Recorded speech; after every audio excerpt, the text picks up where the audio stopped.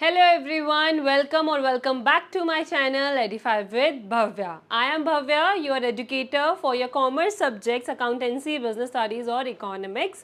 हम तीनों सब्जेक्ट्स की सीरीज़ को स्टार्ट कर चुके हैं. सिलेबस तीनों सब्जेक्ट्स का मेरे यूट्यूब चैनल में अपलोडेड है. आप प्लीज़ उन पूरे वीडियोस को गो थ्रू करें.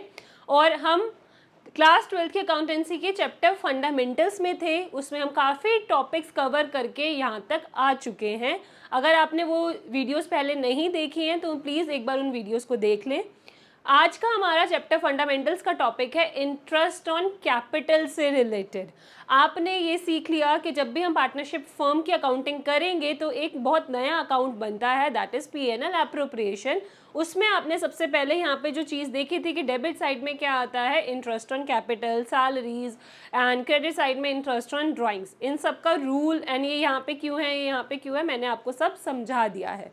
अब केसेस हो सकते हैं जैसे इंटरेस्ट ऑन ड्राइंग्स के थे कि इंटरेस्ट ऑन ड्राइंग्स में नहीं पता कि पार्टनर ने कब ड्राइंग करी है, तो अब हम एवरेज टाइम क्या ले लेते हैं, 6/12. फिर हमने बहुत नंबर ऑफ केसेस करे एंड उससे रिलेटेड आपने ऑलमोस्ट 18-20 क्वेश्चंस कर लिए हैं. अब इंटरेस्ट ऑन कैपिटल से भी रिलेटेड कुछ केसेस हो सकते हैं. वो केसेस 3 टाइप के होंगे. एक तो ये होगा कि पार्टनरशिप डीड में इंटरेस्ट ऑन कैपिटल को लेके कोई बात नहीं करी गई, कि बोला ही नहीं है, कहीं इंटरेस्ट ऑन कैपिटल का नाम ही नहीं है, या पार्टनरशिप डीड ही नहीं बनी है तो इंटरेस्ट ऑन कैपिटल के बारे में कुछ नहीं बोला गया. तो एक ये केस हो गया when partnership deed is silent and partnership deed is not made. दूसरा हो जाता है कि जब इंटरेस्ट ऑन कैपिटल को चार्ज ट्रीट करना है या अप्रोप्रिएशन ट्रीट करना है, ये नहीं क्लियर. एंड लास्ट केस हो जाता है कि बोला है इंटरेस्ट ऑन कैपिटल देना ही देना है, बेशक आपकी फर्म को लॉस ही क्यों ना हो जाए, तो आपने इसको अब कैसे ट्रीट करना है, एज अ चार्ज. तो आपकी 3 केसेस कौन कौन से हो रहे हैं. सबसे पहला केस क्या हो रहा है कि when deed is silent for interest on capital. Deed में कोई बात नहीं करी गई, डीड बनी है लेकिन डीड में इंटरेस्ट ऑन कैपिटल से रिलेटेड कोई बात नहीं करी गई, तो आपको तो पता ही है उस केस में हम इंटरेस्ट ऑन कैपिटल पार्टनर्स को नहीं देंगे. तो इस केस में इंटरेस्ट ऑन कैपिटल को कैसे ट्रीट करना है कि इंटरेस्ट ऑन कैपिटल को लेके बात ही नहीं की गई, तो हम क्यों अपना प्रॉफिट को कम करें, उनको as a interest on capital दे, तो जितना कमाया है फर्म ने उतना ही दे दो उनको उनके प्रॉफिट शेयरिंग रेशियो में. एंड हमारा केस 2 क्या हो जाता है कि पार्टनरशिप डीड में इंटरेस्ट ऑन कैपिटल का रेट मेंशन है, बट क्या मेंशन नहीं है,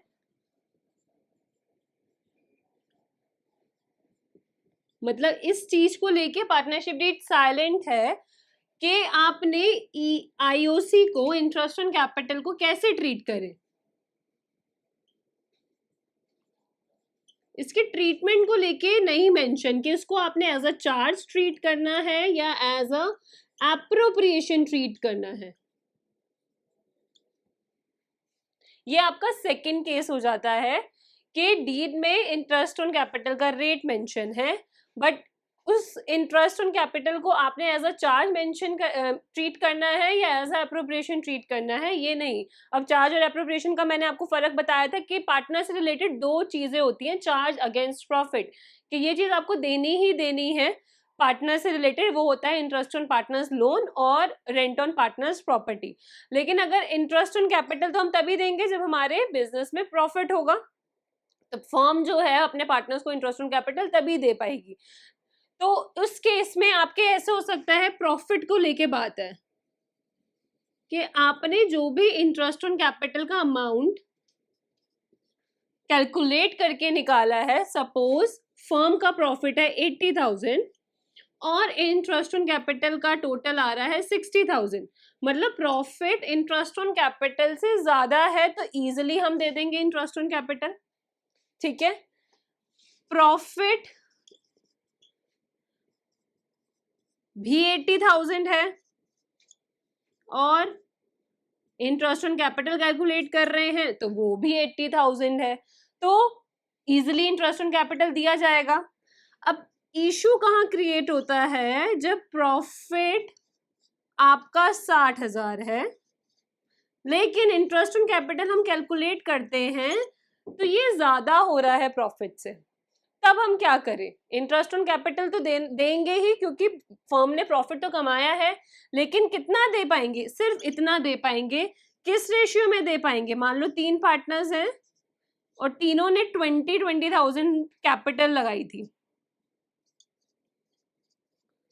तीनों पार्टनर ने, ये इनकी कैपिटल का अमाउंट है, ठीक है, ए बी और सी है, इनकी कैपिटल का अमाउंट है। तो इनकी 20,000 की कैपिटल बिजनेस में लगी हुई है। तो अब हम इनका कैपिटल रेशियो देखें तो कितना आ रहा है? 1:1:1 ही आ रहा है। तो आप इंटरेस्ट ऑन कैपिटल 60,000 जितना ही दे पाएंगे। भाई अब हमारे पास जितने पैसे हम उतना ही तो दे पाएंगे, और कोई अदर अप्रोप्रिएशन की कोई बात नहीं करी हुई, तो इंटरेस्ट ऑन कैपिटल तो देना ही है, 60,000 पार्टनर्स को ही जाएगा। लेकिन कैलकुलेट कर रहे थे तो 80,000 अमाउंट हो रहा है, तो कोई बात नहीं, हम 60,000 ही दे देंगे, but in which ratio? In capital ratio. इस चीज को बहुत आपने ध्यान रखना है कि इस 60,000 को आपने प्रॉफिट शेयरिंग रेशियो में नहीं देना, इन कैपिटल रेशियो देना है, ठीक है। अब लास्ट केस आपका ये हो जाता है कि डीड में मेंशन है कि इसको ट्रीट करो। किसको ट्रीट करो? हम कौन सा टॉपिक कर रहे हैं? इंटरेस्ट ऑन कैपिटल का ना। इंटरेस्ट ऑन कैपिटल को ट्रीट करो एज चार्ज, कि आपने जितना इंटरेस्ट ऑन कैपिटल की कैलकुलेशन करके आ रही है, 60,000 80,000 हर एक केस में, मैं अभी आपको दोबारा से बताती हूँ, जो भी आ रहा है आपको देना ही देना है, बेशक फर्म को लॉस ही क्यों ना हो जाए।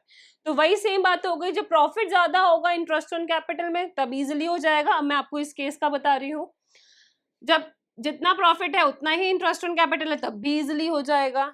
अब क्या करें जब प्रॉफिट कम है लेकिन इंटरेस्ट ऑन कैपिटल की कैलकुलेशन कर रहे हैं तो अमाउंट ज्यादा है, तब भी आपको इतना ही देना पड़ेगा, even if your firm will इनकर लॉस। 20,000 का लॉस होगा ना, मतलब ये आपका 60,000 हो रहा है, 60,000 का प्रॉफिट आया है आपका नेट प्रॉफिट पीएनएल अप्रोप्रिएशन में, और आपका आईओसी टोटल 80,000 हो रहा है। तो ये जो 20,000 का लॉस है ये पार्टनर से आप डेबिट कर लेंगे। पीएनएल अप्रोप्रिएशन का जो भी पार्टनर पे लॉस हो रहा है, आईओसी तो देना ही देना है फुल, क्योंकि डीड में मेंशन हो चुका है कि आपने आईओसी को कैसे ट्रीट करना है, एज चार्ज। तो आपका जो भी एक्सेस, मतलब शॉर्टेज पड़ रही है, एक्सेस तो नहीं, जो भी आपका शॉर्टेज पड़ रही है प्रॉफिट के अमाउंट से, वो ऑब्वियसली फर्म का लॉस हुआ है। अब यही लॉस हम पार्टनर के कैपिटल अकाउंट से डेबिट कर लेंगे। तो ये था आपका पूरा clear cut interest on capital से रिलेटेड टॉपिक, उसके 3 ये केसेस। आपको अब इससे रिलेटेड बहुत सारे क्वेश्चंस करने हैं आपने डीके गोयल की बुक से। एंड अगर टीएस ग्रेवाल है तो आप टीएस ग्रेवाल से अपने जितने भी इंटरेस्ट ऑन कैपिटल से रिलेटेड टॉपिक्स हैं उनको करेंगे। Thank you for watching and please share my videos and feedback please दिया कीजिए। अगर आप थरली वीडियोस को गो थ्रू कर रहे हैं एंड क्वेश्चंस को साथ साथ कर रहे हैं, मैंने कोई प्रैक्टिकल क्वेश्चन कोई इलस्ट्रेशन नहीं करी है आज, लेकिन मुझे उम्मीद है कि आपको पीएनएल अप्रोप्रिएशन के अकाउंट बनाने आते हैं, इंटरेस्ट ऑन कैपिटल की कैलकुलेशन वगैरह आती हैं। तो इस इंटरेस्ट ऑन कैपिटल वाला टॉपिक जो है उसके जितने भी क्वेश्चंस हैं आप खुद से ट्राई करें। इन केस किसी क्वेश्चन में कोई दिक्कत आती है तो मेरे को प्लीज़ कमेंट में बताएं। फिर हम अपना जो बहुत मोस्ट इम्पॉर्टेंट टॉपिक है एडजस्टमेंट्स को लेके, पास्ट एडजस्टमेंट्स को लेके, फिर हम वो करेंगे जिसमें से क्वेश्चन हर साल आता ही आता है, and that is very important. तो thank you for watching and please मेरी वीडियोस को सब्सक्राइब करें, क्योंकि बहुत सारे स्टूडेंट्स ऐसे हैं जो वीडियोस तो गो थ्रू कर रहे हैं लेकिन चैनल को सब्सक्राइब नहीं कर रहे हैं। So please subscribe my channel और अपने फ्रेंड्स के साथ शेयर करें, लाइक करें, कमेंट्स में फीडबैक प्लीज़ देते रहा करें ताकि मैं और इम्प्रूव कर सकूं। और इकोनॉमिक्स का बहुत इंपॉर्टेंट टॉपिक, बहुत इंपॉर्टेंट यूनिट स्टार्ट हो चुकी है, नेशनल इनकम, उस पर भी आप एक बार नज़र डालें। और बिजनेस स्टडीज़ का भी हम एक चैप्टर कर चुके हैं, अब हम प्रिंसिपल्स ऑफ मैनेजमेंट पे आने वाले हैं। So thank you so much for watching, keep watching, thank you.